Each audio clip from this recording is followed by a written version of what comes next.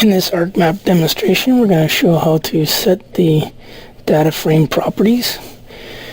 You have your map open, you can go to the table of contents here, and the icon here represents a data frame. In this case, we have a single data frame. If there was more than one of these icons, and then there'd be one for each data frame contained in the map document.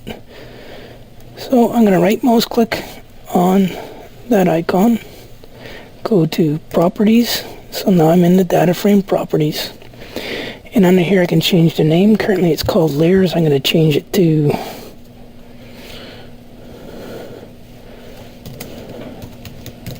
Tramping Lake, and you could type in a description if you wanted. You could credit to somebody if you wanted. We're going to set the map units.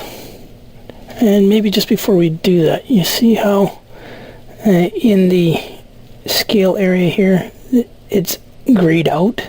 It's grayed out because currently the map units aren't set, therefore it can't define the scale. So the map scale is currently undefined. We're going to change this to meters. We'll always use meters for the forest resource inventory data that we use in this course. And we're going to set the display units to, you could pick either kilometers or meters here, or you could choose anything else, but commonly, depending on the scale of the map here, we'll either use meters or kilometers. So we're going to pick kilometers because the scale's fairly small.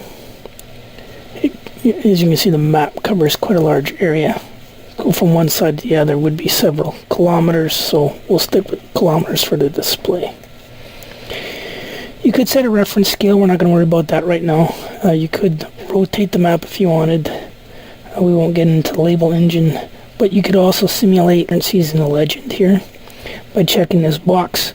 Later on in the course, you may set some transparencies on some layers, and if you wanted those to be reflected in the legend, then you would have to check this off. For the reason you might want to use this, if you set transparency on a symbol that you have purple, it may now be a lot lighter purple, or maybe red would be a better color. If you set transparency on red in the map display, it may appear, because you've set the transparency to say 50%, the red may now appear pink, but the label in your legend will be red.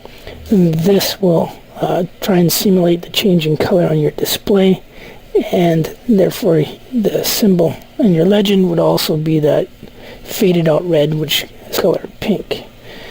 Alright, so we're just going to set these few things here, and we'll click OK. You can look here right now, the name of the data frame is layers, because it was that originally. We changed it to Tramping Lake, so we're going to hit OK. The name for the layer is changed, alright, to Tramping Lake, and you can see now that we've set the units for the map. We now have a scale that is defined. Alright, it's no longer grayed out. So that's about all we're going to cover in regards to this for today.